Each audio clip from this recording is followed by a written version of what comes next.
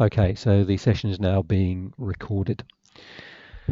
Today we're going to be taking a look at trusts, and we're lucky to have the to have been able to engage with Perpetual Guardian, who are one of the leaders in the estate planning space in New Zealand, to help us with a series taking a look at estate planning broadly. But today's session we'll take a look at trusts. Perpetual Guardian are one of our corporate members and have very kindly agreed to run these sessions on our behalf. The sessions are designed to not to make you experts in the areas of estate planning, but really to help you understand some of the key principles and core principles that relate to particular aspects of estate planning and how they affect your advice. At the end of the day, if you've got an insurance program, for example, you're putting an insurance program for a client together, understanding the estate planning situation of the client will help you to ensure that the outcomes of any insurance program you put in place will meet the needs of the clients. So today we have Brian Iverme, who, Brian, you're the National Training Manager and Relationship Manager for Perpetual Guardian? Yes, that's right, David. Yeah. So Brian has very kindly stepped in to run this presentation on for us. As I say, it will go for about an hour. If you've got any questions, run them through the chat box or the question box, and we will try and answer them as we go. Brian, welcome. Thanks very much, David, and thank you for the opportunity and to NZFAA for this. What I'm proposing to do today is just to give an overview from a technical point of view of what is involved, first of all, for the establishment of the trust. Then the second point will be about the application. So how do you, or how does a client then go about transferring or establishing the trust and putting those assets into the trust? And then the third component of the presentation, from a advisor's point of view, what are the practical implications, opportunities, or potential issues that arise when a client has a trust or is considering a trust? And as David mentioned in the introduction, from an insurance perspective or also from a lending or an investment point of view, how does that impact on the ownership and the possible implications of that? So if we get, I shouldn't say the boring stuff, the technical stuff out of the way for a start, realistically, a trust, it's not a legal entity. Unlike a company, it doesn't get registered anywhere. There is no central registry of trusts. Also, from a revenue point of view, if there is not an income generating aspect to the trust, then the trust does not have to be registered with the IRD.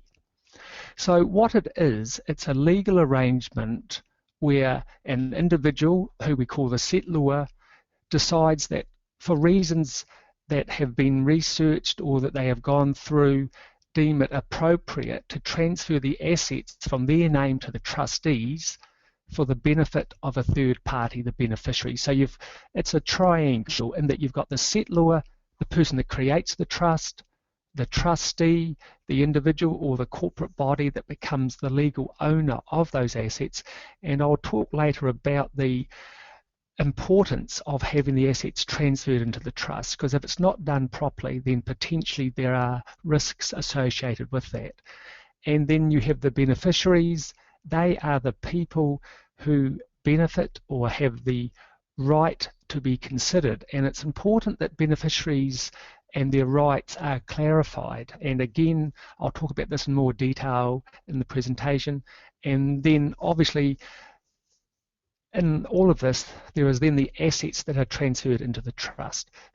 So it's a legal arrangement for a transfer of the assets from an individual to the trustee for the benefit of beneficiaries. And sorry, David, I forgot to mention, whilst we do the presentation, David will be running a poll. So I'll just let David make the question or put the question and do the poll now. Yeah, so during the session is really just an opportunity for you to interact with the presenter. We have some polls. They will appear on your screen for a short period of time, and there'll typically be a question with a couple of options. If you tick one of those options, that will be then recorded, and we'll publish the results. Now, bearing in mind that the information, your result, individual results, not noted, is just the aggregation of the results that get published. So, okay. So the first question is, who currently has a trust? And I've actually worded that as, do you currently have a trust of some sort? So on your screen now should be a poll. So give it 10 more seconds. There's 70% voted. So that's probably four or five people that haven't voted yet. 10, 9, 8, 7, 6, 5, 4, 3, 2, 1.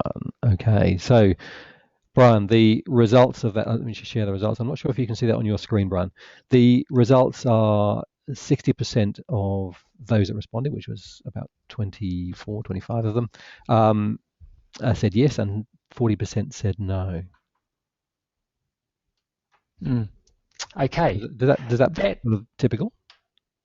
I was going to say that is, yeah, they say that around, approximately 50% of New Zealanders or New Zealand couples have trusts. Yes, so would be 60%. Yes, yeah, that would be slightly above average, but that doesn't surprise me. Yes. Right. Cool. Okay, so you've obviously responded, or those of you that responded about having the trust. I suppose the question that is always asked, what are the reasons behind a trust? Why should you look at having a trust? Clearly, it's about protection. I would suggest that a trust is another form of risk protection, in that what you are looking at, or what an individual is doing, is putting in place a mechanism to protect their assets from situation or circumstances. So what sort of circumstances or situation might an individual be looking to cover themselves for? The first one, and excuse my colloquialism when I say predators. So this is your relationship, your situation with respect to marriages or potential issues for either from previous, current, or future marriages or relationships. We then look at protection from a creditor point of view. So for example, if you've got a client that is in business, be self-employed, shareholder or director of a company, what potential risk or liability do they have?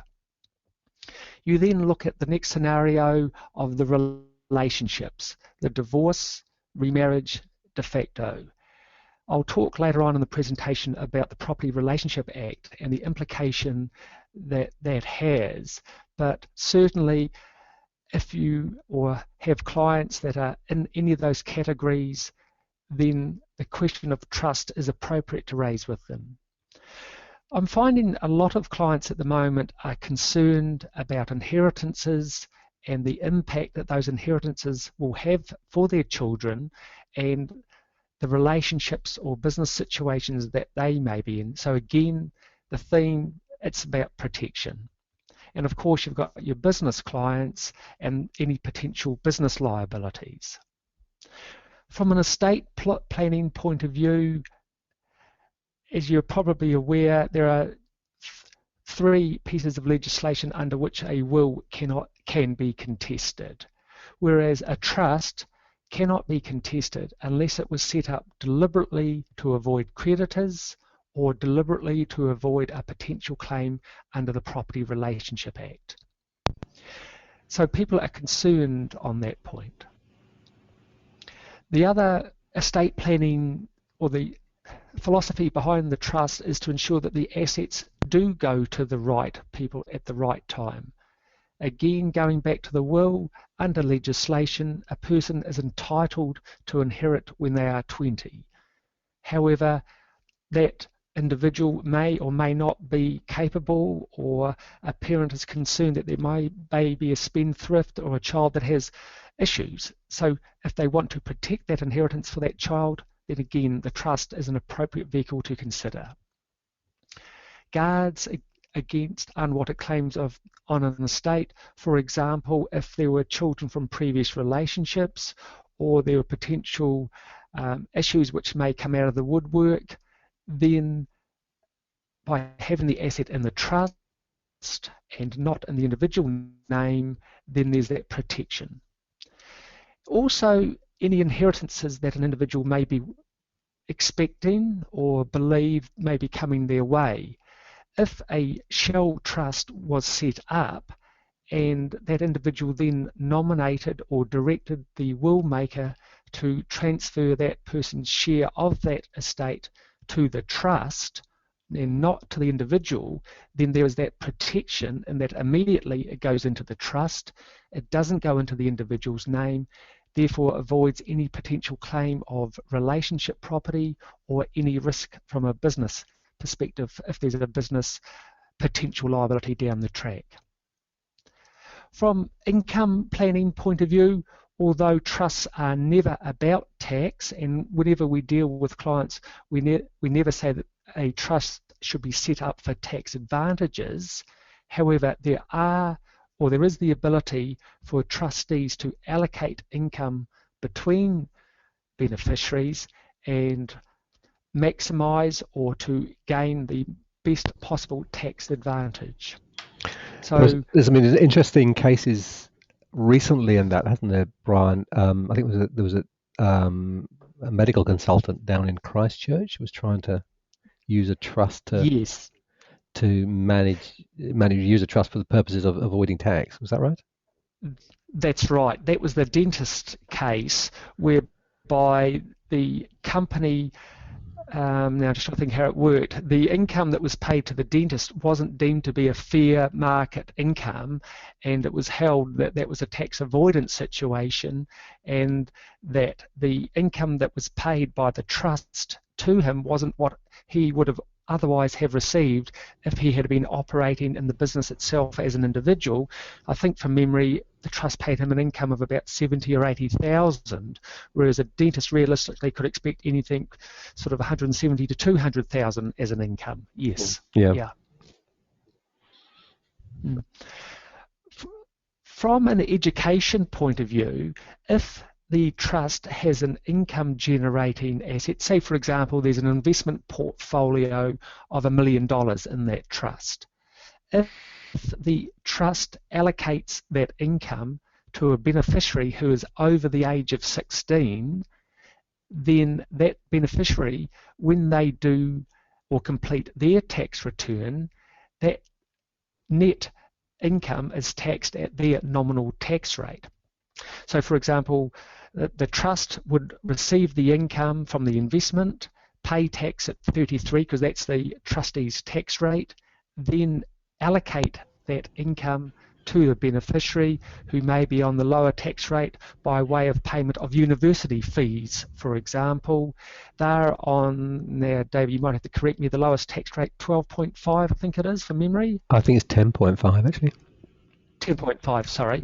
Okay, so by applying the income to that beneficiary who is over 16, then the net tax rate will be the beneficiary's tax rate. So there are tax advantages for example, by paying education expenses for a child.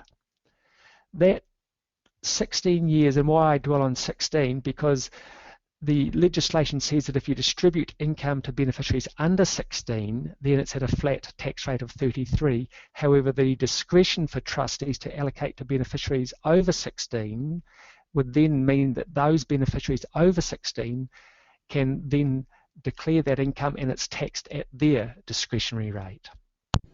There's a couple of questions coming up as we're going through this, Brian, from Brian, Brian Seek. He raises the question of trusts that were set up to avoid rest home subsidies. I'm guessing that's probably something we're going to cover off maybe on. Yes, I've got a slide on that specific point coming up later on, David. Okay, yes. Perfect. That will cover off Brian's point. And then the other question comes from Carol. She says, what's the difference between gaining the best possible tax advantage and avoiding tax? when you're considering selling a trust? Yes. There's a whole can of worms in that one, isn't it? Okay. Whenever we talk to clients and talk about establishment of trusts, it's never about tax avoidance. It's always about asset protection or succession planning. But if as a result of that there are tax advantages, then that is fine. But to set up a trust for tax avoidance, then you are asking for a visit from the IRD. So tax is always a additional benefit. It's never the motivating factor behind the establishment of a trust. Right. So if the IRD could establish that the primary purpose for you setting up the trust was to reduce your tax liability, then that could basically they could see through the trust effectively. Effectively, they would drive a bus through it, basically. Yeah. So whenever we set up a trust for a client, we document the reasons behind trusts, and it's, as I say, asset protection, succession planning. We would not document or record tax as a reason for the establishment of the trust, no. Cool, thank you. Okay, so that's reasons for setting up the trust. So just to cover those off, so as we mentioned before, the potential for future children and the breakdown in the relationship after the parents have gone. So for example, I'm happily married, I have 3 children, I love my children, but as for their spouses, not so sure about that.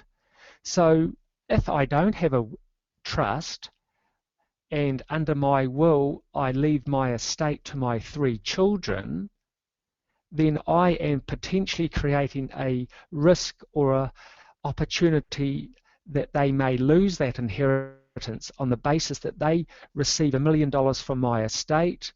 They put that inheritance into a joint bank account. That bank account is then relationship property. Then in the event of divorce or separation, the spouse of my child is then entitled under the Property Relationship Act to half of that inheritance. So what we are seeing a lot of at the moment are parents creating shell or skeleton trusts whereby they don't leave the inheritances to the children, but they are leaving it to inheritance trusts that they have created for the children's use, benefit, enjoyment or occupation, but not the ownership, therefore protecting those children from any potential future claims in the future. We mentioned before the business risk or the business liability. If an asset is owned by an individual who is in business and that business goes into liquidation or the individual becomes bankrupt, then those creditors can liquidate the company, liquidate the business, and then follow through to any individual, any personal covenant or personal guarantee that that individual has given. So potentially the family home could be at risk from any loss as a result of a business failure or bankruptcy. So what a trust is about is that separation or ensuring that the lifestyle or family asset is separate from that business asset, so that if worst case scenario does happen, business or financial trouble comes along, then the family home is not at risk. And then we come on to the second or multiple relationships, in that if an individual has already had a relationship, they are then looking at a new relationship and they want to ensure that, yes, they have those assets, but they want to protect those assets, for example, for their children from that first relationship. So if you have a new spouse, or for example, if you have clients that are in new relationships or are looking at going into new relationships, the opportunity there is for you to talk to them and say, hey, you're looking at or contemplating this new relationship. potentially you are putting at risk any assets and any future inheritance that you may have wanted to go to those children from that first relationship.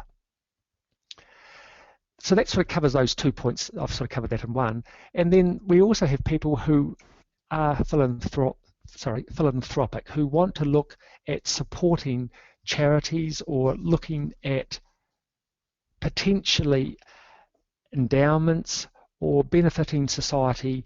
So under current legislation, a trust that is set up for charitable purposes is exempt from tax. So for example, if you've got a philanthropic client who wants to set up a trust for the benefit of a local community or a specific charity or anything like that, then if, for argument's sake, they have a $500,000 investment portfolio, because it's a charity and if it's approved by the Charities Commission, that is then exempt from income tax. So therefore, the benefit that was going or that would go to the charity would be the full 100% of the $1. Whereas if they were making donations to charity by way of cash that they had earned, then obviously that donation would be less any tax that they had previously paid. The very topical question, and one that I always say to clients, is should everybody have a trust? And coming back to the poll that David took, whereby 60% of you have trusts, it's very important that the trusts are set up, that they're entered into, and that you go into the trust for the right reasons, because there are downsides of trusts.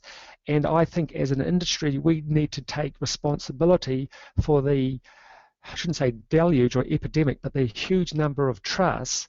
But what we're now finding is a lot of people who have established trusts don't fully understand what it means to have a trust, that loss of control, that loss of ownership, the formalities required with a trust.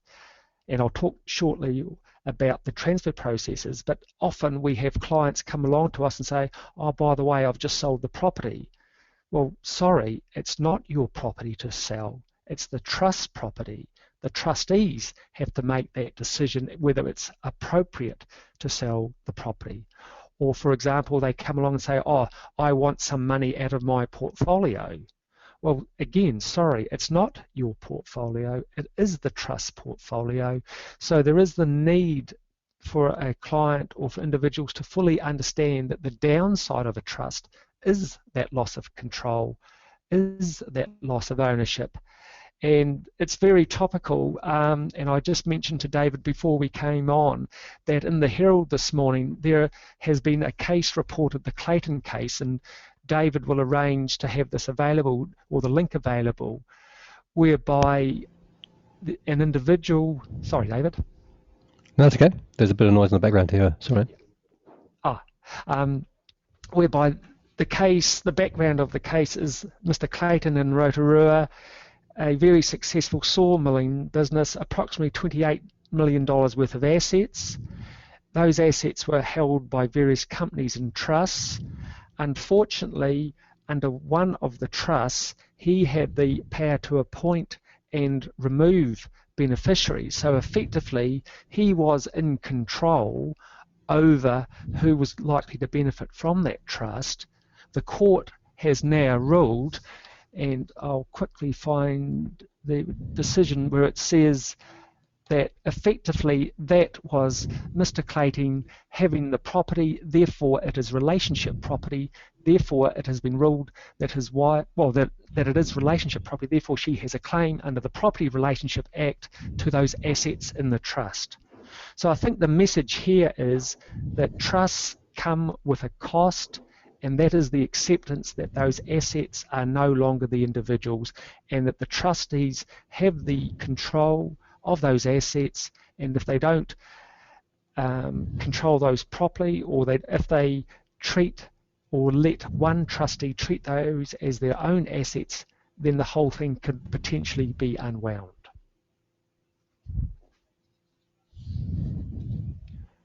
Right. So from a practical point of view, and I appreciate that time's moving on, the issues that you need to think about or what's involved in the establishment of the trust, yes.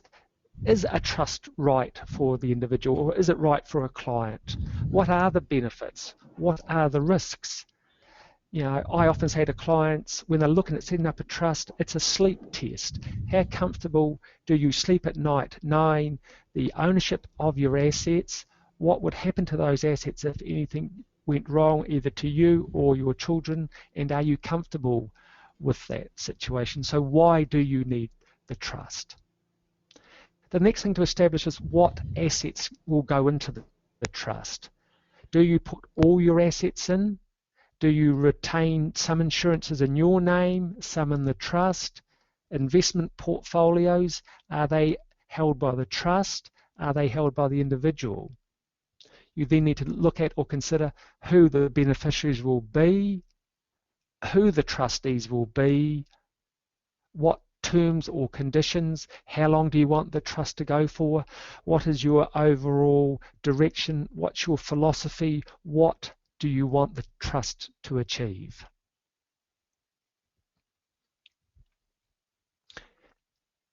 So once that analysis or that discussion has gone through and been completed, you then look at what process to go through for the establishment of the trust. And as I mentioned at the start, the trust deed is then prepared.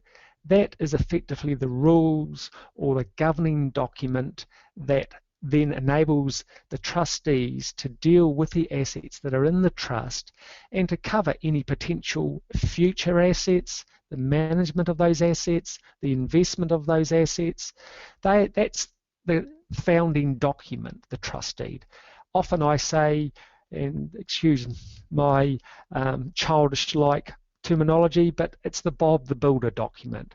Often when people come to us and say, Mr. Trustee, we want to buy a house, we want to make this investment, we want to appoint these investment advisors to manage the trust funds, the deed is that referring document. So Bob the Builder, can we do it? We go back to the trust deed and says, yes, it's in the deed to invest funds or to go farming or to go into business, then yes, we can. So it's critical that the trust deed covers any or all, as much as can be anticipated, future enterprises or activities that the trust may enter into.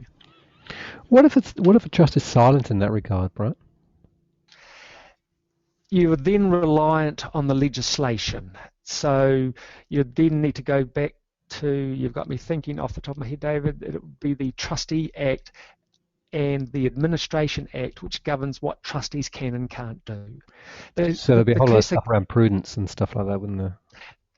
I was going to say, Mike, the classic example would be the Trustee Amendment Act in '88, which is the prudent person legislation. Yeah. For example, if there was not a clause in the deed to have a diversified or managed portfolio, for example, and if a client just put their family home into the trust, technically that's in breach of the legislation because you have all your assets in one class being all in property, for example. Right. Yeah. So when we look at transferring assets into the trust, and fortunately with the abolishment of gift duty, it can now be done in one transaction. So for example, clients wish to establish a trust to put their family home to protect it from business risk. They then could gift the full value of the property into the trust. And there's probably a few of you out there thinking, what about the mortgage and how is that structured? What do we do with that? I'll cover that off at the end, but yes, that needs to be taken into account. That third point, and this is often when we have issues with a lot of organisations or institutions, and again, coming back to my first point that a trust is not registered or a legal entity anywhere. For example, and David, feel free to come in here if you like, transfer of insurance policies. We have a number of issues with companies where they don't recognise or accept trusts. So what is important, for example, if I have a policy on my life and I want to transfer it to the Brian Ivamy Family Trust, it's not transferred to the Brian Ivamy Family Trust, it's transferred to David Yates and Brian Ivamy as trustees of the Brian Ivamy Family Trust. Your comments there, David? Yes, I have heard that, and I can't remember the specific detail behind it. I think there have been issues with people trying to move insurance policies into a trust vehicle. I'm guessing that's because a trust is not, unlike a company where the company is a separate legal person. A trust isn't, is it? It's set up by, but the actual the legal persons are the trustees. Is that right? Yes, that's correct. So that's why when you do, for example, a transfer of an insurance policy, there needs to be a memorandum of transfer of that policy. So, for example, the policy is currently owned by Brian on Brian's life, and Brian wants to transfer it into his family trust. So there would need to be a memorandum of transfer or an endorsement so that the ownership is transferred from Brian's name to David and Brian as trustees of the trust, and that needs to be recorded, because potentially the issue is that if that policy subsequently pays out, who does the insurance company pay it to? Do they pay it to the executor of Brian's estate, or do they pay it to Brian and David? And in what capacity are they then paying it to Brian and David? So there would need to be that transfer and also a resolution of the trustees accepting the transfer of the insurance policy into the trustees' names. Right. Okay. Okay. The last point there about whether you gift the full amount or whether you leave a debt owing back to the trustees. As I mentioned before, gift duty has now been abolished, so in theory there's nothing to stop anybody transferring the full value of the assets into the trust straight away. So immediately it goes from the individual's name to the trustee's name. That individual no longer has any control or any comeback on that. However, and especially, and I know one of the participants asked about residential care, and I'll cover that, but if, for example, there was a debt back, then that debt is an asset in the individual's name and therefore available to any creditor or predator as a potential claim against that individual. So it's very much a what is right and appropriate type scenario when clients put assets into a trust. Whilst they can fully gift the value of the asset, that's fine, but if for residential care purposes that could be clawed back, or if they want to subsequently get money back from the trust, they've got no right to call up that money, so that would then require the trustees to exercise a discretion to pay funds to them, and I'll talk about these things shortly. Okay, time for the next question, and I'll let David weave his magic again. Okay, hopefully the noise that I've got here in the background is not too problematic at your end. We have somebody water blasting the roof at the moment. So, okay, so the question is, are you currently a trustee? So again, a poll will come up on your screen. I'll give you a few seconds to respond to that poll.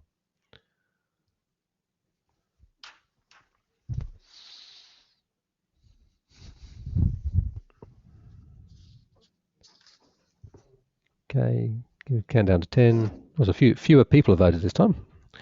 10, 9, 8, 7, 6, 5, 4, 3, 2, 1. Okay, let's close the poll and look at the results. Okay, so we have about 26 people responded.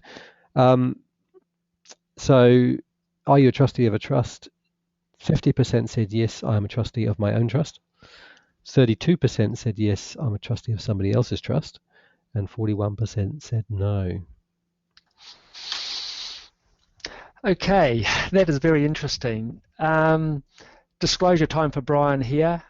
I am not a trustee. I would never be a trustee of a trust. So I'm not saying that those who are trustees are necessarily wrong, but what I now want to talk about are the trustees' duties, responsibilities, and potential liabilities. So again, from a practical point of view, what we're talking about here is when an individual acts as a trustee, this is what they are required to do. And again, from a legal point of view, at present, there has been, well, sorry, I'll go back. There has been a review of the Trustee Act.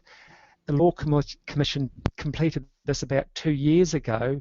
At present, that is before Parliament and it's before the Select Committee.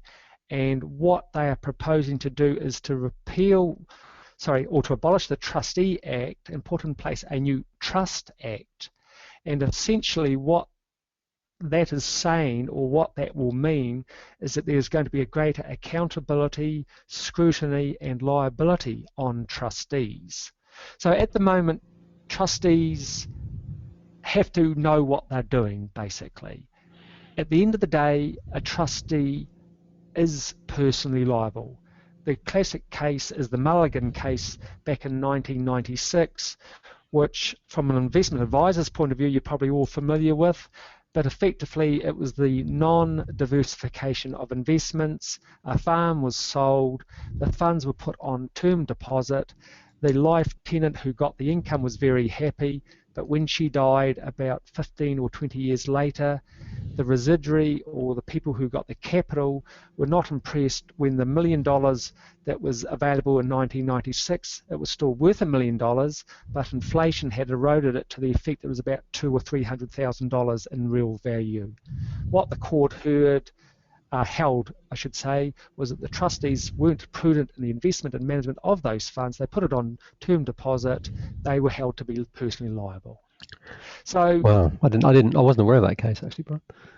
Yes, it's the Mulligan case, right, which is probably one of the major cases from an investment advisor's point of view. It's the diversification of assets in that. Yes, from a trustee's perspective. Yes. Is that a New Zealand case, or is that yeah. Yes, it was a Christchurch case. Yes, Mulligan. Should I think who the other party was? PGG Trust. It was. Yes. Okay.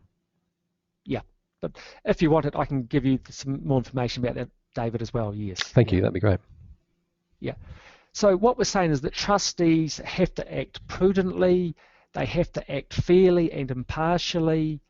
They have to invest the funds prudently. So the old put it in the bank and forget about it philosophy, no.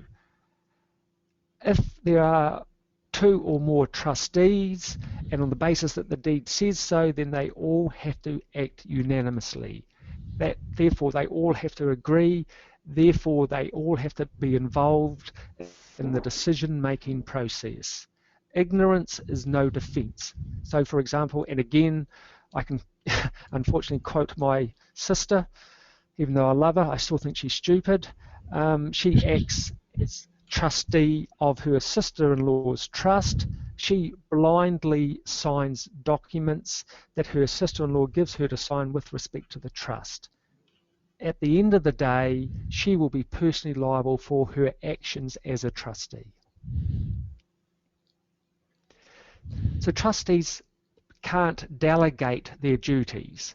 However, and this is why from an investment point of view, in our trustees, we always have the ability to appoint an investment advisor. So for example, for the investment advisors amongst us, if you have a client who wants to transfer $1 million into a trust, they see the potential risk or loss of business there, then the client or the trustees could appoint that individual investment advisor as advisor to the trust, so that what that advisor would then be doing would be preparing a financial plan for the trust based on the trust's risk profile, the trust's investment objectives, and what philosophy the trustees have. So that's important to bear in mind that when you are giving advice with respect to trusts, it's about what the trust's objectives are, not what the individual wants to achieve. Because bear in mind that the funds are the trust funds, not the individuals. Raises some interesting questions, because I know in the past we've had some. One of the requirements of a wealth advisor is, when they're dealing with clients, is to conduct a risk assessment as part of Yes. risk profile as part of the process of developing a portfolio. The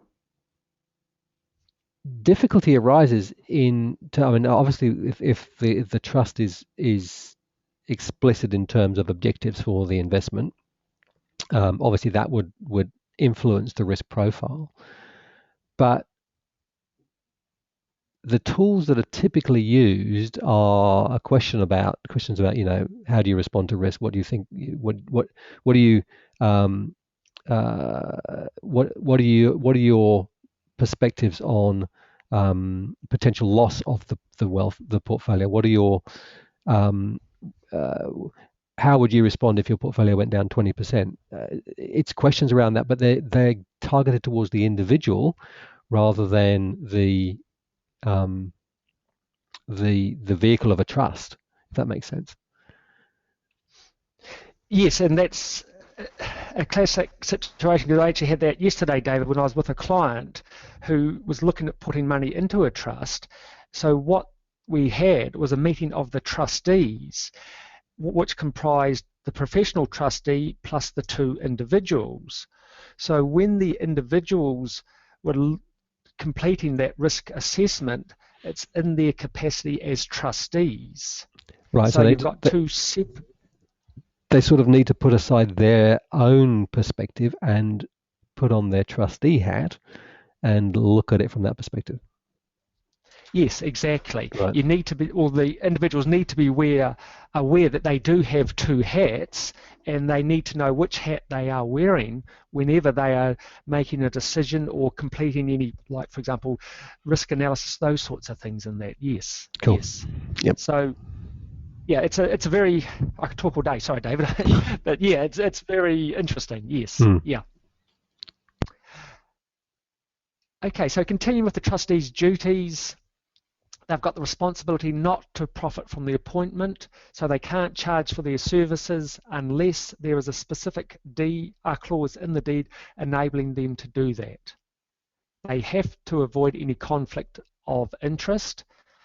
And this third point is probably one of the critical things, so that if the trustees have a request or have been asked to make a payment to a beneficiary, then they have to consider all of the beneficiaries.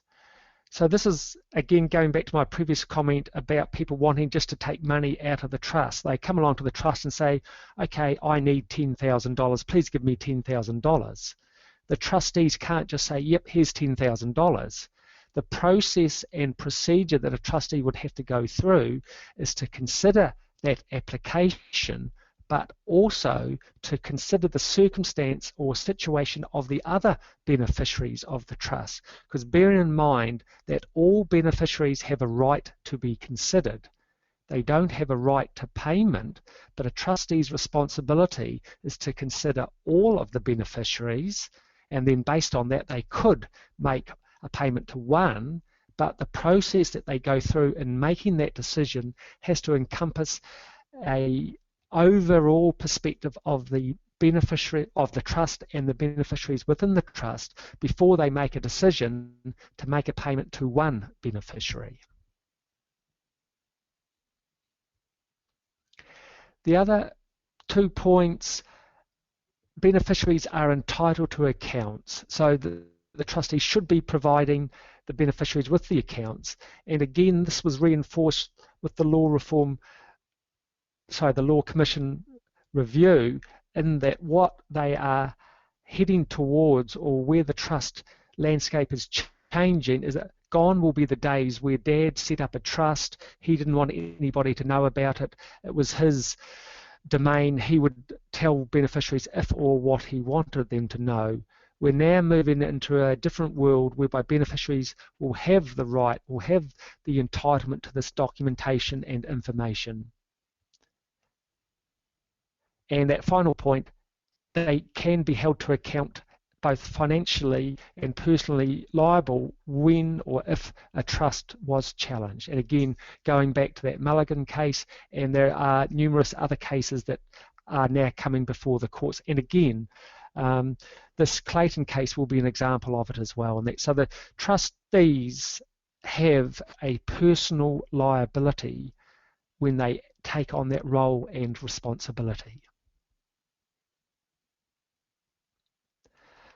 Okay, so, and I appreciate the time, I'll just go through these last couple of slides before we get on to the relevance for the advisors. So when you're looking at trustees, is it appropriate to appoint a friend or a neighbour?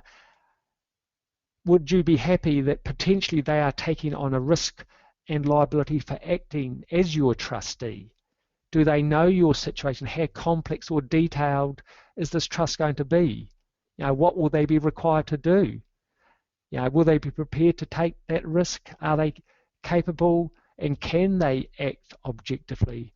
Because I often say that as a corporate, we have a Teflon coated jacket that we put on or keep on all the time so that we can get all the proverbial thrown at us, but at the end of the day, we are that professional independent. We aren't linked emotionally to the beneficiaries like a brother or sister might be to a sibling's trust. So as far as challenges to the trusts, yep, the sham trusts, and again, this is the situation highlighted by this Clayton case, where trusts are looking at striking down trusts when they are considered to be a sham. This is the situation whereby assets are transferred to a trust, the individual still has control of those assets, there's no difference between that individual owning the asset and the trust owning the asset.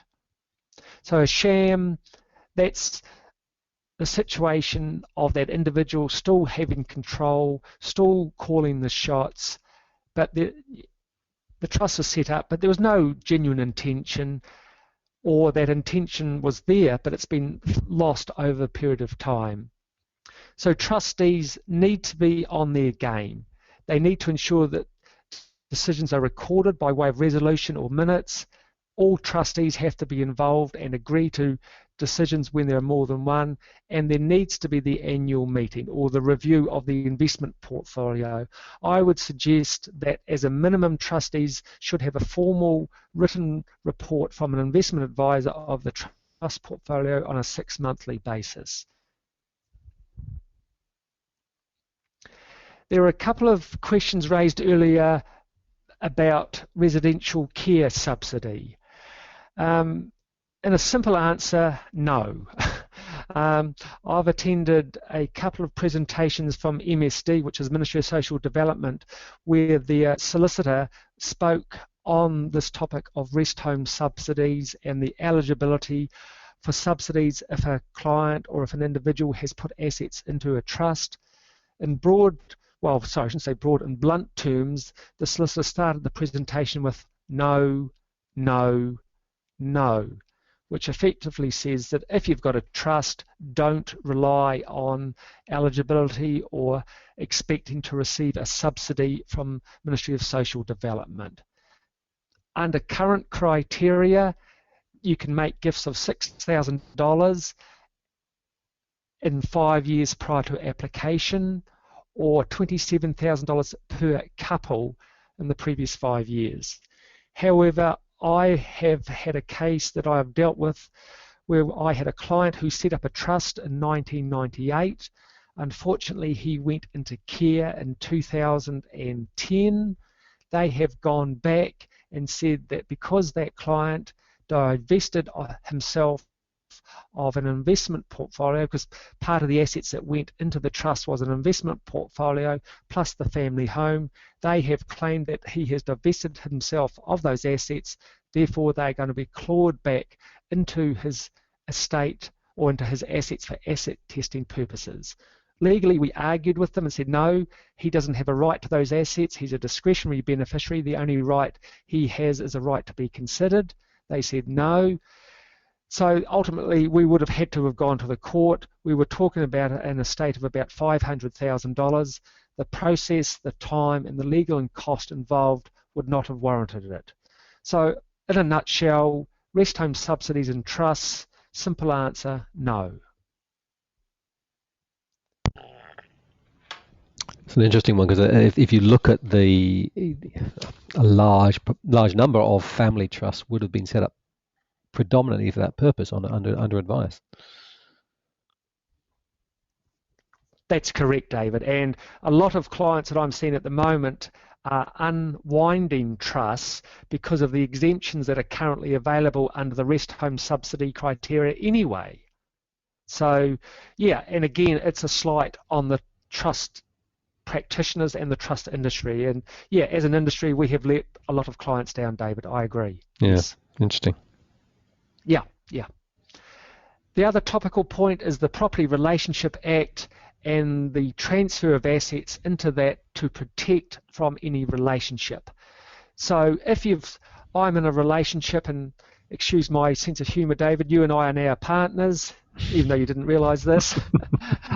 You own $1 million property in Taupo. We go down there every second weekend.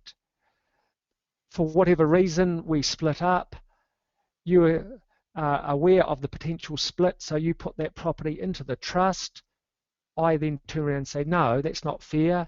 We were in a relationship. David did this 2 years, 6 months into the relationship. I want half that property. I would be successful. Right, and this is the situation with that Clayton's case, is that right?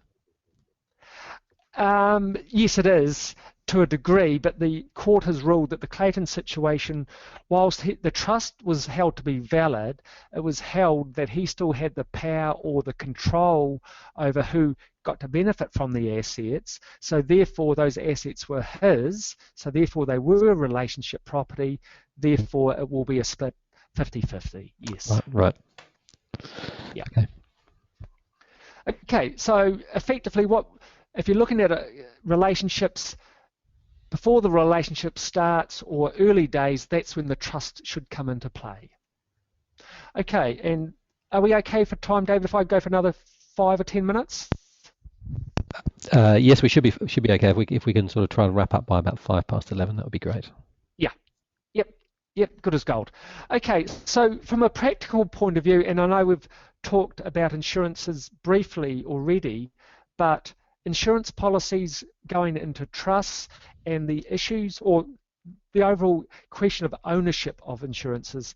From an estate planning point of view, you've got 3 or 4 options. You've got the individual owning the policy, therefore it goes to the estate. You've got the policy being joint owned or cross owned, therefore it goes to that surviving owner. Or you've got the trust scenario where the trust owns the policy, therefore the proceeds go into the trust. So again, it's about the client, what they are trying to achieve, what they want the insurance for. Or, and as I say in the next point, potentially the need for additional cover, because quite often we have scenarios of blended relationships or children from previous relationships or potential competing parties. So ideally, insurances is a very good vehicle or a very good solution to a lot of the problems. But what's critical is the ownership of the insurance. So for example, I've had a child from a previous relationship. I want to provide for that child, but I don't want it to go into my estate to potentially be contested. Therefore, I set up a trust into which I transfer my $500,000 or $1 million term life policy. That goes into the trust for the benefit of my child. My estate goes to my wife and then to my other 3 children. Both parties are happy. So just to reiterate that for that to be successful, the ownership is critical. So again, coming back to the individual, if they have different risks or different potential situations that they want to cover, one policy does not necessarily solve the problem. If it goes into the estate and under the will it's left part to my child from my previous relationship, the rest to my wife could contest my will and say, no, I'm entitled to all of that money. Under the Family Protection Act, I suggest that she would probably be successful. The next point to consider is the payment of the premiums. So if you do have, for example, that $1 million term life policy owned by the trust, who is paying the premium, or how is that being recorded? So it's essential that the trust pays the premium. But I hear a lot of people saying it's $1 million life policy, that's the only asset in the trust. It doesn't have a income or doesn't have a source of funds to meet the premium. So it's therefore necessary or essential that there's a record or a document to show that Brian Ivamy gave to the trust $2,000 for the payment of the premium on the term life policy owned by the Brian Ivamy Family Trust, so that when Brian Ivamy subsequently dies, the claimants against his estate don't turn around to the insurance company or to the estate and say, hey, this policy was actually owned by Brian because Brian paid the premium. So there needs to be that record or the acknowledgement by the trust or by Brian that he has paid money, the trust has received the money, the trust has then met its obligation as owner of that policy.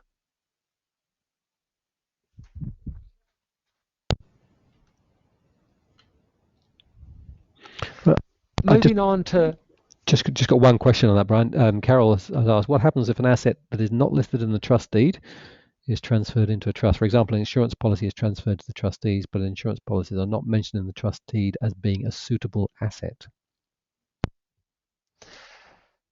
Again, it would come back to the trust deed, and I would suggest that all modern trust deeds, and I know certainly from our point of view, we have clauses in there as to the type of assets that a trust can own, and insurance policies is one of those. But again, it would come back to the trustees when they accepted the transfer of the policy as to the prudence of that, and if it was prudent and proper to do so, then that's fine. So it doesn't, if it's not specifically listed as a possible asset of the trust, it would then be up to the trustees to document or to record or to show why they have accepted the transfer of the insurance policy. Right. Okay. No. So, and go back to your example about the payment of premiums. So it doesn't require the trust necessarily to have its own bank account. It can be just done through an annual deed of gift. Is that right?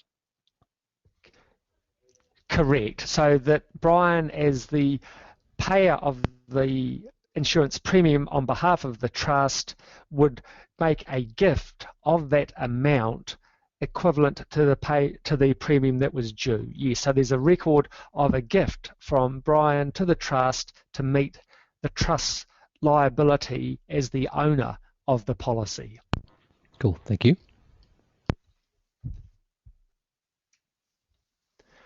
Okay, so the other point that's very topical and common with trusts is the structuring of the mortgage and the lending. So by nature, and going back to the start, when an asset goes into a trust, the ownership of that asset is registered in the name of the trustees. So the family home, for example, is currently owned by Brian and June Ivamy.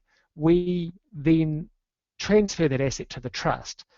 Being based in Auckland, we have a mortgage. So what happens when the property title is transferred from the individual's name to the trust name? The trustees need to take ownership, so the title goes into their name, but the bank, being the creatures that they are, they want security for that lending, because Brian and June no longer own the asset, the trust owns it. So what is then required is that a new mortgage will need to be documented in the name of the trustees. So for example, David is a trustee of my trust, so David's name would go on the title as trustee, but he would then also go as mortgagor on the document. So there's a new mortgage required in the name of the trustees. So that's the security, but what about the loan itself? Where does that sit? Or who's responsible for the payment of the loan? Or what, for example, if I want to borrow another $30,000, do I go to the bank? Does the trust go to the bank? Or how do we get more money? In most cases, the loan stays in the individual's name, but is supported by that mortgage that the trustees have given as security for the personal borrowings. So the loan stays in the individual's name, the mortgage is in the trustee's name, so the trustees are giving security by way of mortgage over their asset for the borrowings of the individuals.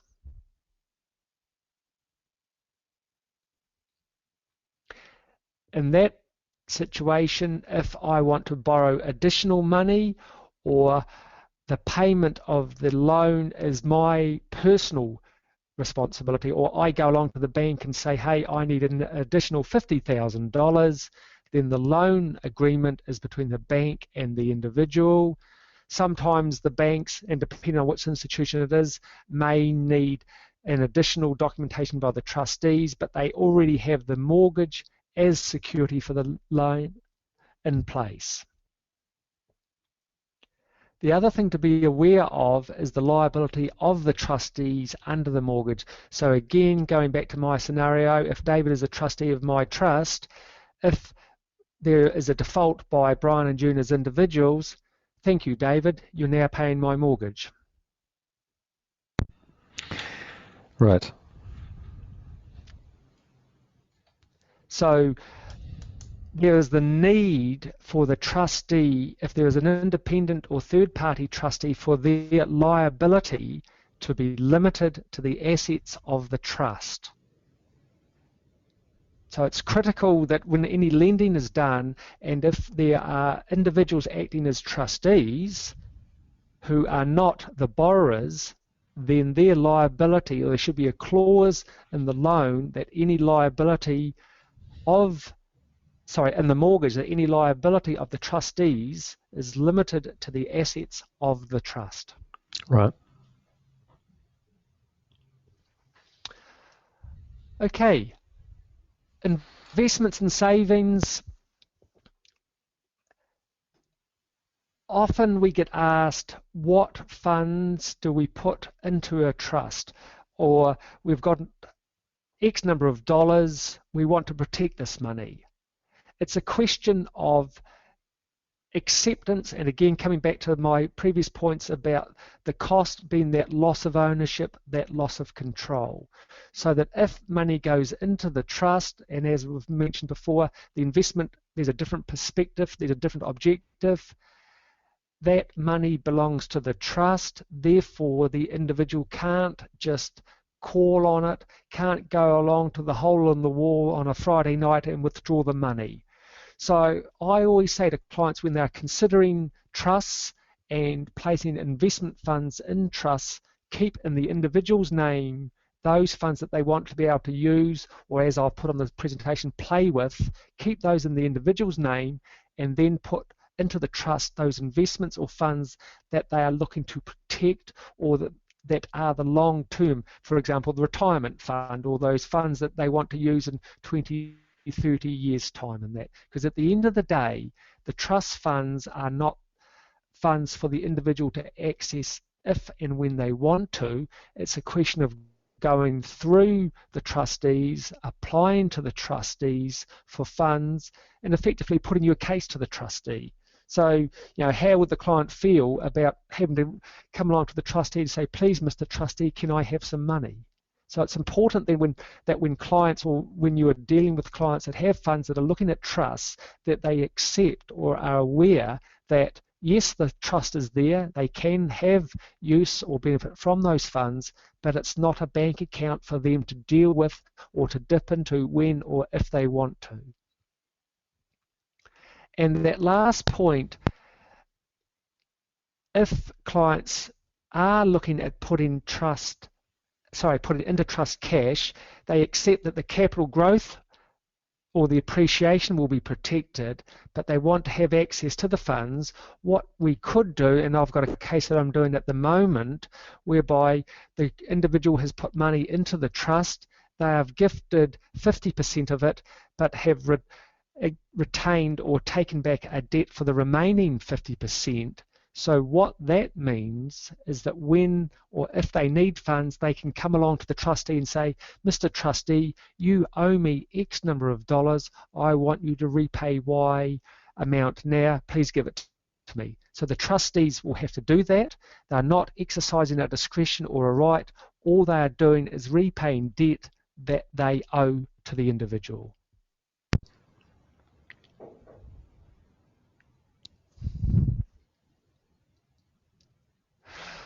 Okay, David, I don't know whether from a time point of view, sorry, I've done it again, gone over time as I always do. That's okay. Yeah, we pretty much have run out of time, so I won't open the floor up for questions. But if anyone in the audience does have questions that they would like answered following today's session, which from my point of view is extremely enlightening, then feel free to throw them at me, and I will then run them by Brian, and I'll try and publish them on the answers on our website, and I'll obviously get back to the person that raised the question in the first place. Brian, thank you very much for your time today and the effort you put into to bring us this presentation. I think it raises some interesting potentially raises some interesting issues when you're talking to clients who do have a trust, and making sure that when you're giving them financial advice that the underlying recommendations are appropriately structured with a knowledge of the client's situation from both a estate planning and a background relationship perspective as well. I will stop the recording here